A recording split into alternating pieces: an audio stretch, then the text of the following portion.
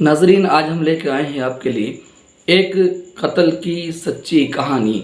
इंसान जब किसी से मोहब्बत कर बैठता है तो उसका अंजाम क्या होता है किसी को पता नहीं होता है।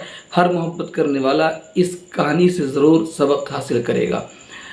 आइए हम आपको लेकर चलते हैं, कहानी की शुरुआत कैसे हुई और कहाँ का ये वाक़या है। ये सारी बातें डिटेल में आपको मिलेंगी, आप ज़रूर सुनिए और इससे सबक हासिल कीजिए। आज की सच्ची कहानी त्रिपुरा की राजधानी अगरतला का एक इलाका है दक्षिण इंदिरा नगर। और दक्षिण इंदिरा नगर में एक जगह है कब्रखाला। दरअसल कब्रखाला की एक लड़की जिसका नाम है नवनीता दास, उसकी उम्र लगभग 20 साल की है। उसका एक प्रेमी होता है जिसकी उम्र 24 साल के आसपास है और नाम है उसका शरीफुल इस्लाम। लड़की गैर मुस्लिम है और लड़का मुस्लिम है और स्मार्ट सिटी में वो इलेक्ट्रीशियन का काम करता है। एक दिन नवनीता दास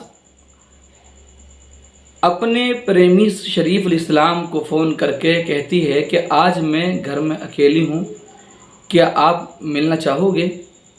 जब लड़की ने फ़ोन किया तो लड़का जो शरीफुल इस्लाम था मिलने के लिए फ़ौरन वादा कर लेता है और बेताब हो जाता है और कहता है ठीक है, मैं आज काम से जल्दी आ जाऊंगा और शाम को मैं जैसे ही अंधेरा होगा मैं आपसे मिलने के लिए आ जाऊंगा।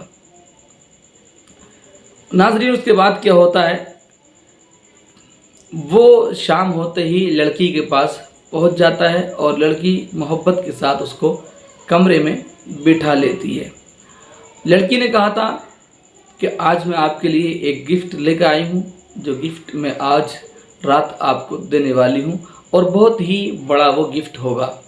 अब क्या था, अब तो ये रात होने का इंतज़ार कर रहा था। जैसी रात की तारीकी छाई, जहाँ उस लड़की ने मिलने बुलाया था, ये शरीफुल इस्लाम नाम का लड़का वहाँ पर पहुँच जाता है। जब वहाँ ये पहुँचा तो दरवाजे पर दस्तक दी, दरवाज़ा खुला और वो लड़की कमरे में उस घर में अकेली थी, तन्हा थी।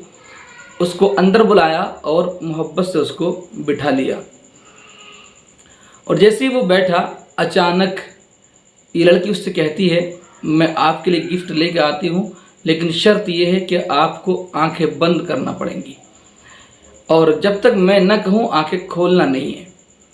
इस लड़के ने, जिसका नाम शरीफुल इस्लाम होता है, आंखें बंद कर लीं और जैसे ही इसने आंखें बंद की तो फ़ौरन अचानक 3 लड़के आ जाते हैं।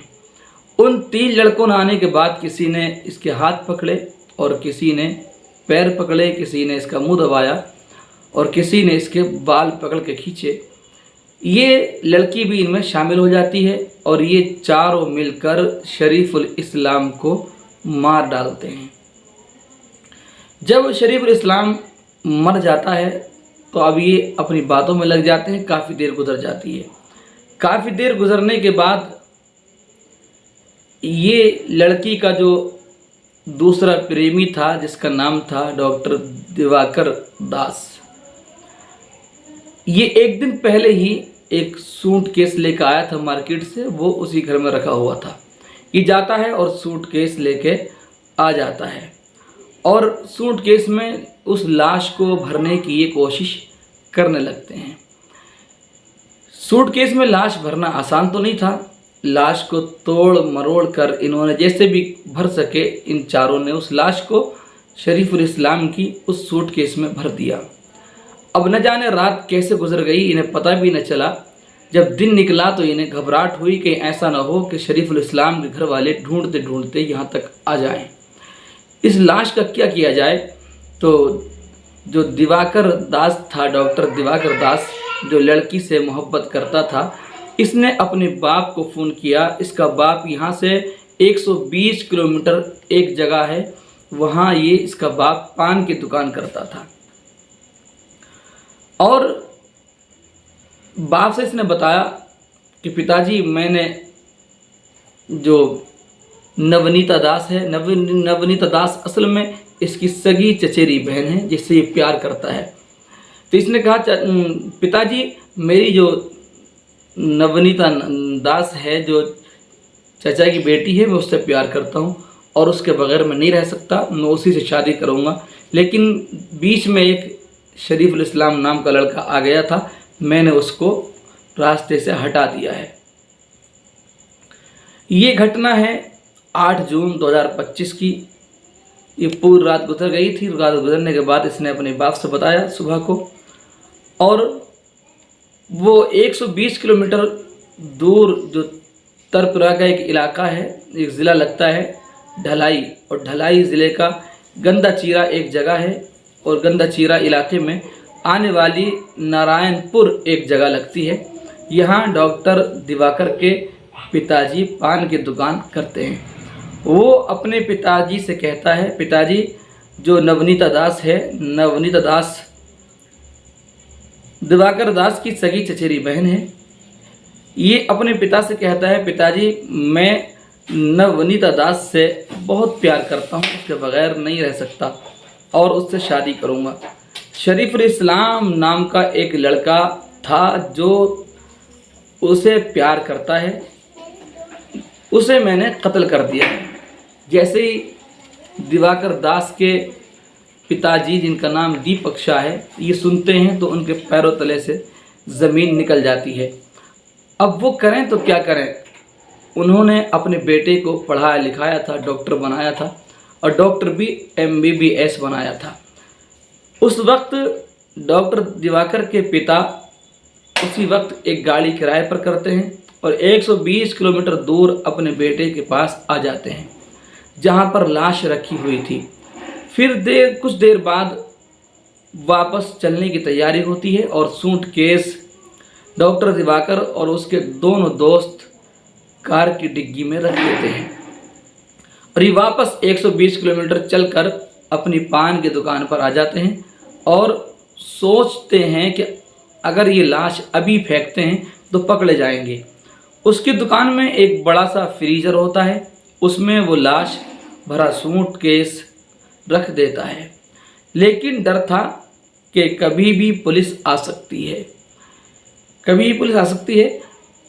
इधर वो लड़का शरीफुल इस्लाम जो अपने घर नहीं पहुंचा तो उसके घर वाले परेशान हो जाते हैं और अपने बेटे को वो हर जगह तलाश करते हैं जहां वो आता जाता था, लेकिन कहीं पता नहीं चलता। तो परिवार के लोग पुलिस स्टेशन जाते हैं और कहते हैं कि उनका एक बेटा है जो स्मार्ट सिटी में काम करता है, लेकिन वो कई दिन से लापता है, उसको ढूंढने में हमारी मदद की जाए। आखिरकार पुलिस ने FIR दर्ज कर ली और गुमशुदगी की रिपोर्ट दर्ज कर ली। फिर शरीफुल इस्लाम का नंबर लेकर उसके नंबर की कॉल हिस्ट्री निकलवाई। उससे पता चलता है कि एक लड़की है जिसका नाम है नवनीता दास, उससे उसकी बहुत सारी बातें हुई हैं। अब पुलिस नवनीता दास को उठा लेती है और उससे बहुत सारी बातें होती हैं, उससे वो पूछताछ करती है, पता करती है, तो वो साफ इनकार कर देती है। फिर पुलिस उसके नंबर की भी कॉल डिटेल निकाल लेती है और इससे साफ पता चल जाता है कि उसने उसे अपने पास बुलाया है, और कॉल डिटेल से पता चलता है कि उसमें डॉक्टर दिवाकर भी शामिल है जो उसका सगा तहेरा भाई है। पुलिस उसे भी उठा लेती है, डॉक्टर दिवाकर दास को भी पुलिस उसे भी उठा लेती है। तो उससे पता चलता है कि 2 दोस्त और भी इसमें शामिल हैं। इन सब से जब पुलिस ने सख्ती से पूछा तो इन सब ने कबूल कर लिया कि उसकी हमने हत्या कर दी है और उसकी लाश को सूटकेस में भरकर यहाँ से 120 किलोमीटर दूर पिताजी लेकर जा चुके हैं। अब पुलिस वालों की एक टीम बनाई जाती है और वो टीम उस पान की दुकान पर पहुंच जाती है। पुलिस वालों की टीम में कुछ सादी वर्दी में भी पुलिस वाले हैं, लेकिन पुलिस वालों को अभी तक ये मालूम न था कि हमें लाश कैसे मिलेगी और कहाँ मिलेगी। जैसे ही पान की दुकान पर पहुँचे तो जाने के बाद दिवाकर दास के पिताजी दीपक शाह से एक पुलिस अधिकारी ने कहा कि आपकी दुकान में जो आइसक्रीम के ये पेपर लगे हैं, ये फ़ोटो लगा है, ये वाली आइसक्रीम हमें चाहिए। तो डॉक्टर दिवाकर दास के पिताजी कहते हैं ये वाली आइसक्रीम नहीं है।